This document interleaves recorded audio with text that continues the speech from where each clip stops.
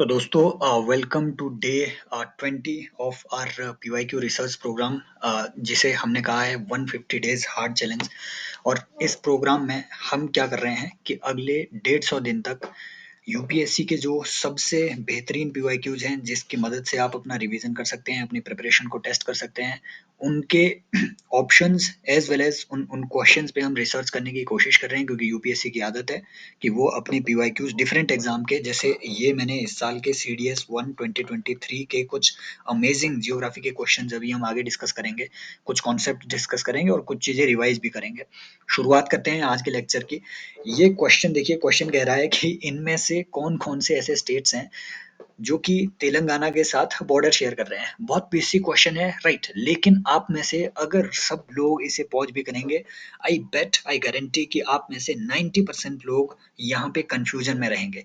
इस वजह से नहीं, क्योंकि यूपीएससी ने आपके काम को इजी करने के लिए मध्य प्रदेश यहाँ ऑप्शन डाल के रखा हुआ है, जिसे कोई भी एलिमिनेट कर देगा, क्योंकि एमपी कहीं पर भी तेलंगाना के साथ अपना बॉर्डर शेयर नहीं करेगा, राइट? इसे हर कोई एलिमिनेट कर देगा। सबसे ज्यादा जो कंफ्यूजन होगी वो यहाँ पे है, ओडिशा में, और राइट, ओडिशा एंड छत्तीसगढ़। ये वो दो ऐसे ऑप्शन है जहां पे आपको सबसे ज्यादा कंफ्यूजन होगी, क्योंकि आपने कुछ इस तरीके का मैप देख के रखा हुआ है जिसमें कि ओडिशा, छत्तीसगढ़, तेलंगाना, आंध्र प्रदेश, कर्नाटका और महाराष्ट्र बॉर्डर शेयर करते हुए दिखाए गए हैं।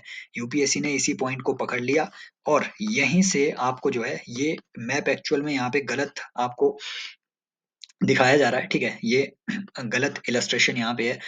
एक्चुअल में तेलंगाना के साथ यहाँ छत्तीसगढ़ बॉर्डर शेयर कर रहा है, और उड़ीसा और तेलंगाना के बीच छत्तीसगढ़ की लगभग 10 किलोमीटर तक की, ठीक है, 10 किलोमीटर तक की इतनी लंबी एक स्ट्रिप यहाँ पे आपको देखने को मिलेगी, जिसकी वजह से उड़ीसा तेलंगाना के साथ बॉर्डर शेयर नहीं कर पाता है, नहीं शेयर कर पाता है। ऐसे माइन्यूट डिटेल्स पे यूपीएससी क्वेश्चन पूछ लेता है, और जिसमें कि आप रॉन्ग भी मार्क कर सकते हैं। हो सकता है कि आपने ये ऑप्शन मार्क कर दिया होता पहले, एक्चुअल में आंसर ये है। ये छोटा सा कॉन्सेप्ट हमने यहाँ पे दिखाना था, क्योंकि देखो पहले यूपीएससी ने बहुत बार ऐसे क्वेश्चन पूछे हैं कि अगर आपको मेघालय से गुजरात जाना है या महाराष्ट्र से मेघालय जाना है, तो कौन कौन से स्टेट से होते हुए जाना पड़ेगा, कितने स्टेट से होते हुए जाना पड़ेगा। ये यूपीएससी का पुराना ट्रेंड रहा है, और अपने पुराने ट्रेंड की तरफ यूपीएससी धीरे धीरे बढ़ रहा है अपनी सिविल सर्विसेज एग्जाम में भी।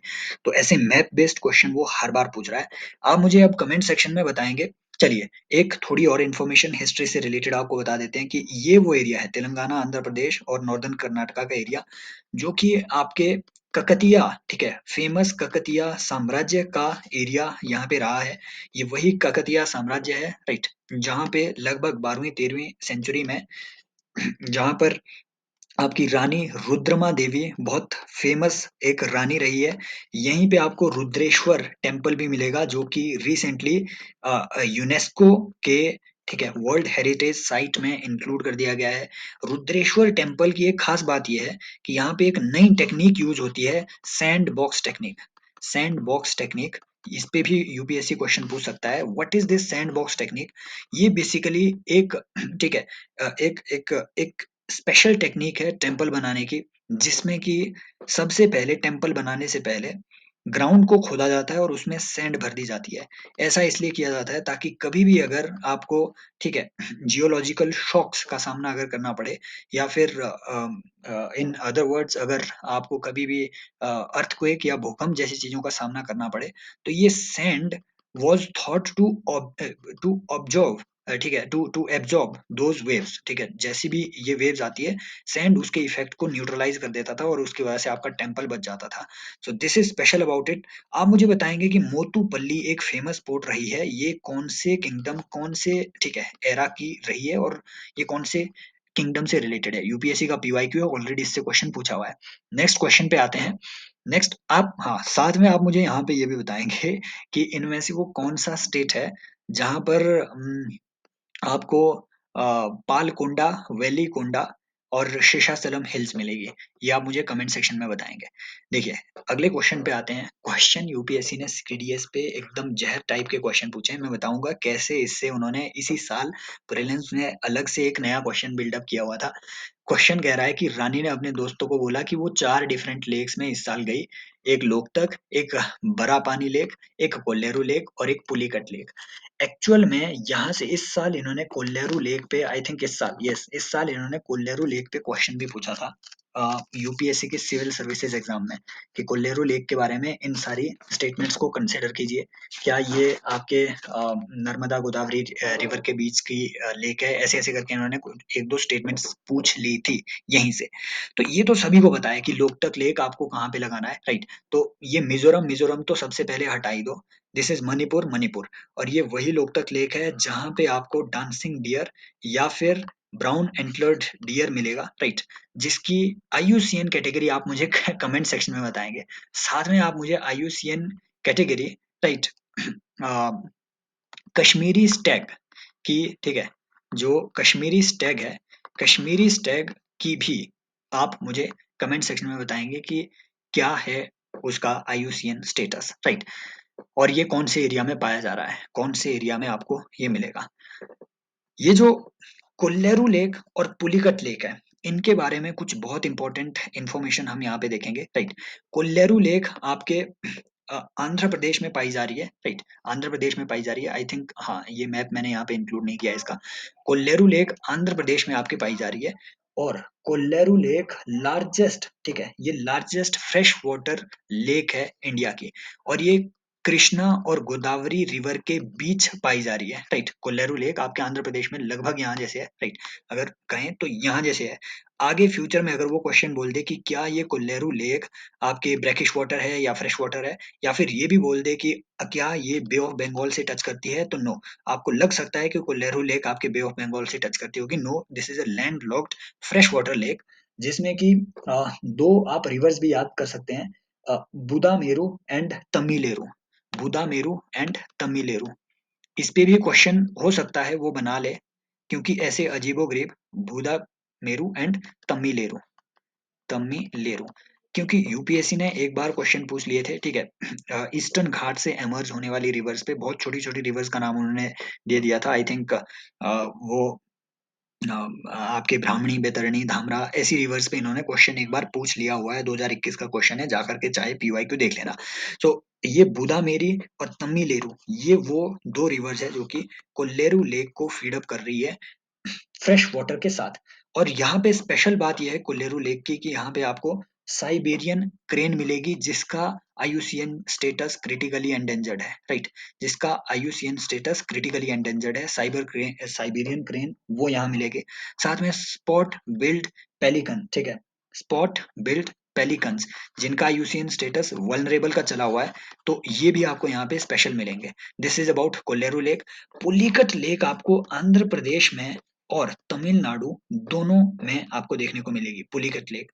और पुलिकट लेक भारत की दूसरी, ठीक है, second largest brackish water lake है। Second largest brackish brackish water lake है आफ्टर चिलिका लेक। आप मुझे कमेंट सेक्शन में बताएंगे कि नलबाना बर्ड सेंचुरी वो कौन सी लेक का एक पार्ट है, कौन सी वाइल्ड लाइफ सेंचुरी का एक पार्ट है नलबाना बर्ड सेंचुरी। अब पुलिकट लेक के बारे में कुछ स्पेशल बातें हो सकता है आपको कईयों को पता भी ना हो। ये एक ऐसी लेक है, राइट, जहाँ जहाँ पे आपका जो है श्रीहरिकोटा आइलैंड, वो इसी के अंदर सिचुएटेड है। श्रीहरिकोटा, जहाँ से हम अपने रॉकेट्स वगैरह लॉन्च करते हैं, इसरो का एक सेंटर है, लॉन्चिंग सेंटर, वो भी इसी इसी पुलिकट लेक के अंदर ही वो श्रीहरिकोटा का आइलैंड है। और राइट, और श्रीहरिकोटा के लिए जो रास्ता जाता है वो रास्ता इस पुलिकट लेक को काटता है, right? So this is about your Pulicat lake, Bay of Bengal से ये टच करती है। ये एक इंपॉर्टेंट चीज है कि बड़ा पानी, जिसको कि, राइट, उमियम, ठीक है, उमियम लेक भी कहा जाता है, राइट? ये उमियम लेक मेघालय में है। बिल्कुल सही बात है, यहाँ तक की एकदम सही बात है। लेकिन गुरु देखो, ये उमियम लेक बहुत ज्यादा न्यूज में थी। मैन मेड लेक है, मैन मेड रिजर्वायर है, और इसे one of the most clearest जो वाटर है उसे होल्ड करने का यहाँ पे, ठीक है, इसे इसे एक तरीके से खिताब मिलता है। और इसकी वजह से मेघालय का जो टूरिज्म है ये काफी बड़ा है। मैन मेड लेक है उमियम रिजर्वायर में। ऐसा ही एक, ठीक है, एक एक एक अनदर रिवर है आपकी मेघालय की, दैट इज, जो कि न्यूज में रहती है आपके, मैं उस रिवर का नाम भूल गया यार, right? That is claimed to be the most, having the most fresh water, एकदम क्लियर, सबसे क्लियर वाटर इंडिया में उस रिवर का है। उस रिवर का नाम एक्चुअली माइंड से एकदम स्किप कर गया। राइट, ये आप 1 second, let me search it.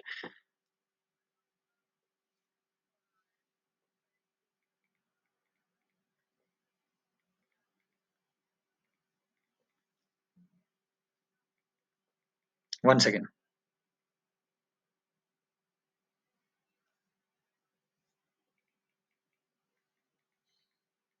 ये रिवर भी, यस, उम्नगॉट।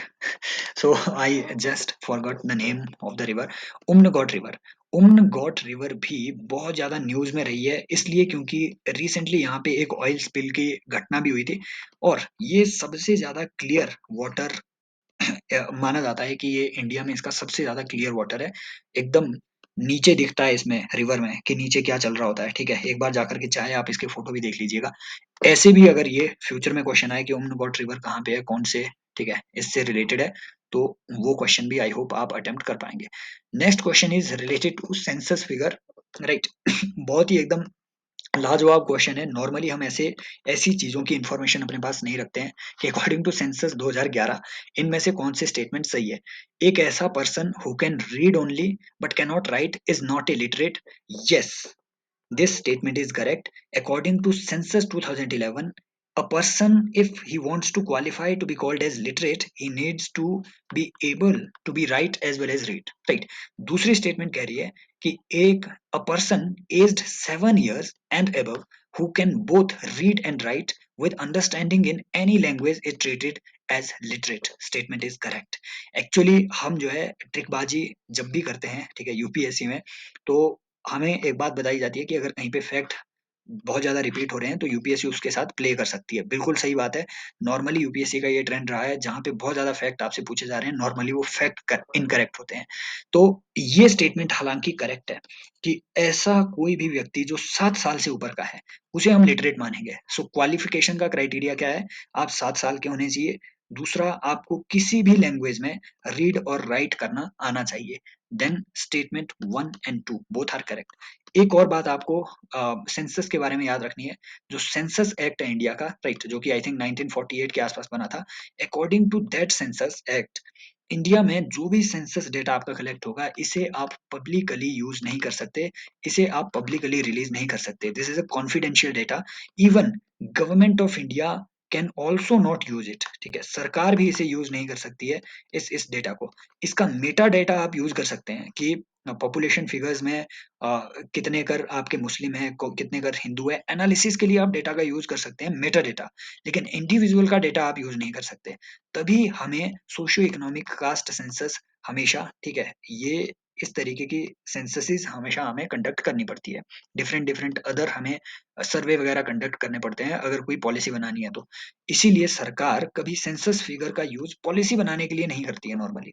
राइट, जो गवर्नमेंट पॉलिसी बनेगी या फिर ये डिसाइड करने के लिए नॉर्मली, राइट, आप अगेन मेटा डेटा के अकॉर्डिंग आप प्रोपोर्शन डिसाइड कर सकते हैं कि how how many people of India they are poor, या फिर कितने ऐसे लोग हैं जो बिलो पॉवर्टी लाइन हो सकते हैं।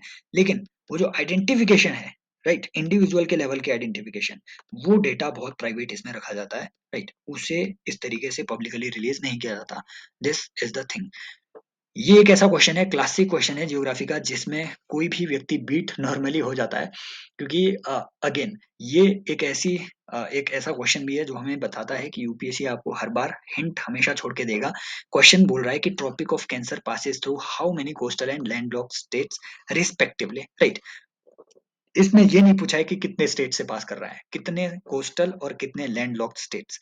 तो देखो, हमें ये सभी को पता है कि 8 ऐसे स्टेट्स हैं जिनसे हमारे ट्रॉपिक ऑफ कैंसर पार्ट जो है गुजर रहा है। तो ये ऑप्शन तो हो ही नहीं सकता, 5 और 2, ये तो हो ही नहीं सकता। राइट, या तो ये होगा या ये होगा या ये होगा, यहीं से आपके 8 निकल रहे हैं। राइट, अब आपको मालूम है कि ये जो सारे स्टेट्स हैं जहां से होते हुए आपकी ट्रॉपिक ऑफ कैंसर जा रही है, इन सब स्टेट्स में से सिर्फ 2 ही ऐसे स्टेट्स हैं, एक गुजरात और एक वेस्ट बंगाल, जो कि कहीं पे आपके सी को या ओशन को टच कर रही है। सो ये 2 ही ऐसे स्टेट्स होंगे जो कि आपके, ठीक है, जो जिनका ओशनिक बाउंड्री है, राइट, जो कि कोस्टल स्टेट्स हैं।